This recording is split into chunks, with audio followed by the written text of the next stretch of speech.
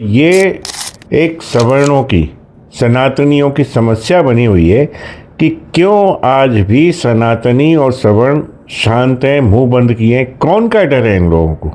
इन सत्ताओं का डर है, या टिकट का डर है, या फिर पदों का डर है, या फिर अपने व्यक्तिगत स्वार्थों का डर? ब्राह्मणों को रोज गाली दी जाती है, देवी देवताओं को रोज गाली दी जाती है, धर्मांतरण होते हैं, उस पर भी आप कभी कुछ नहीं बोलते मुखर होके। शोषण हुआ सवर्णों का सबसे ज़्यादा, सवर्ण ही हमेशा शोषित रहा।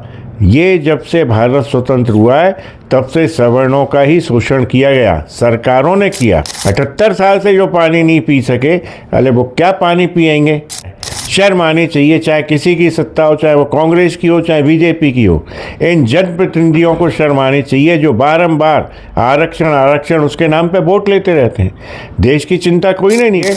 अब ये आंदोलन न रुकेगा, न जंग लगेगी। ये आंदोलन अपने जो संकल्प है, जो उसके उद्देश्य हैं, जो उसके लक्ष्य हैं, उन्हें प्राप्त करके रहेगा। नमस्कार दोस्तों, समाज सेवी संस्था अनुपमा राय दंडोतिया वेलफेयर फाउंडेशन सामाजिक न्याय स्वाभिमान सेना ARD न्यूज में आपका स्वागत है। दोस्तों, आज 20 मई 2026 की वो रात है जिस रात को लेकर बेसब्री से स्वर्ण समाज के उन धृतराष्ट्रों को, उन कुंभकर्णों को शायद नींद आना दुश्वार हो जाए, क्योंकि आज हमारे साथ में एक बार फिर ग्वालियर से अनिल मिश्रा है और उनका कहना है कि जो कुंभकर्ण सामान्य वर्ग, स्वर्ण समाज, OBC समाज, अल्पसंख्यक समाज का शोषण और अनदेखी करके चुप हैं और मंत्री, सांसद, विधायकों के तलवे चाट रहे हैं, उनके लिए एक कड़ा संदेश है। तो अनिल मिश्रा जी क्या कहना चाहें, क्योंकि देश भर में आपके प्रति लोगों की एक आशा और उम्मीद है और आपको एक बब्बर शेर के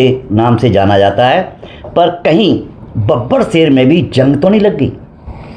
पहली बात तो मैं शेर तो नहीं हूँ और ना बब्बर शेर हूँ।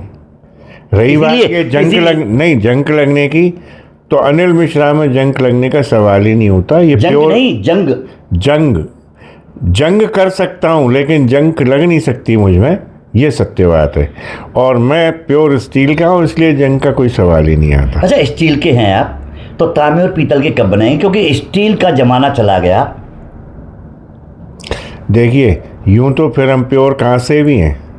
आप केवल तांबे और पीतल की बात ना करें, लेकिन जो प्रश्न आपका है उस प्रश्न पे पूरे देश में एक मुहिम छिड़ी हुई है और ये एक सवर्णों की, सनातनियों की समस्या बनी हुई है कि क्यों आज भी सनातनी और सवर्ण शांत हैं, मुंह बंद किए हैं। कौन का डर है इन लोगों को?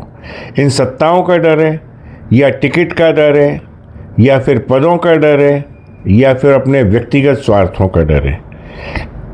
मेरा कहना यह है कि सर्वप्रथम नागरिकों के लिए राष्ट्र होता है, देश होता है, उसके पश्चात परिवार और समाज होता है। लेकिन आज मैं देख रहा हूँ वर्तमान परिप्रेक्ष्य में कोई भी जनप्रतिनिधि या कोई भी राजनीतिक दल ऐसा दिखाई नहीं देता जो कभी देश की बात करता हो, परिवारों की बात करता हो, समाजों की बात करता हो, सवर्णों की बात करता हो।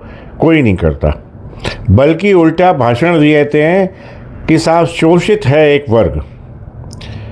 वर्ग कोई सा भी शोषित नहीं है और न कभी रहा। शोषण हुआ सवर्णों का सबसे ज़्यादा, सवर्ण ही हमेशा शोषित रहा। ये जब से भारत स्वतंत्र हुआ है तब से सवर्णों का ही शोषण किया गया, सरकारों ने किया।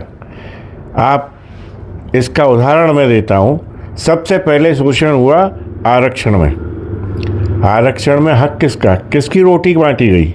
वो सवर्णों की बांटी गई। हमारी प्रतिभाओं का दमन किया गया, पतन किया गया, प्रतिभाओं को आगे आने का मौका नहीं मिला। तो निश्चित बात है देश विकसित कहाँ से हो जाता? विकासशील 78 साल से चला आ रहा है। शर्म आनी चाहिए, चाहे किसी की सत्ता हो, चाहे वो कांग्रेस की हो, चाहे बीजेपी की हो। इन जनप्रतिनिधियों को शर्म आनी चाहिए जो बारंबार आरक्षण आरक्षण उसके नाम पे वोट लेते रहते हैं।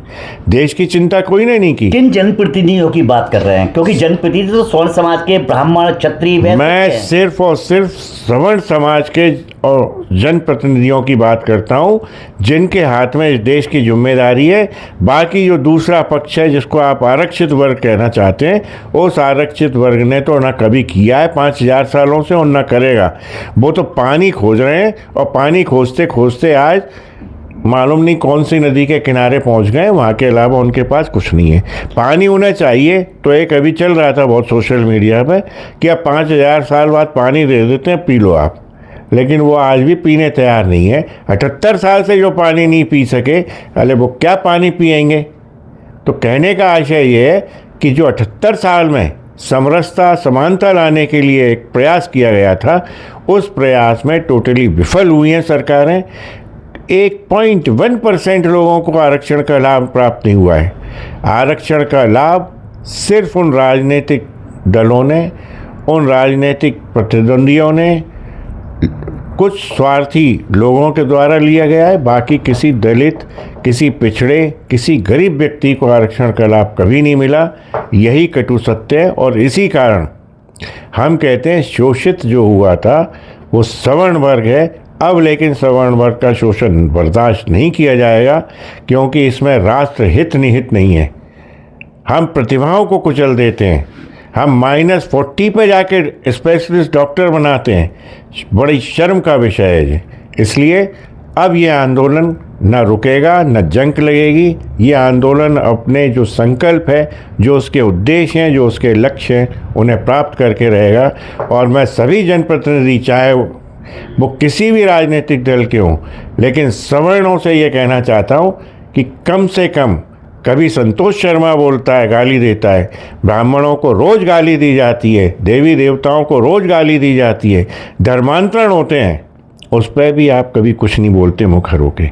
अब एक लेटेस्ट आया, भाटी ने बोल दिया। अरे भाटी ने बोला, आप में से किसने बोला उसके खिलाफ? बोलना तो सीख लो, तब परिवार और समाज और देश की बात करना। आप बोल नहीं पा रहे तो फिर क्या वोट से की उम्मीद करते हो? ठीक है, आज जनता डरी हुई है, मुखर होकर आपके मुंह पर नहीं बोल पा रही। वोट सीक्रेट होता है। आप देखें आगे आगामी आने वाले चुनावों में परिणाम सामने आ जाएगा।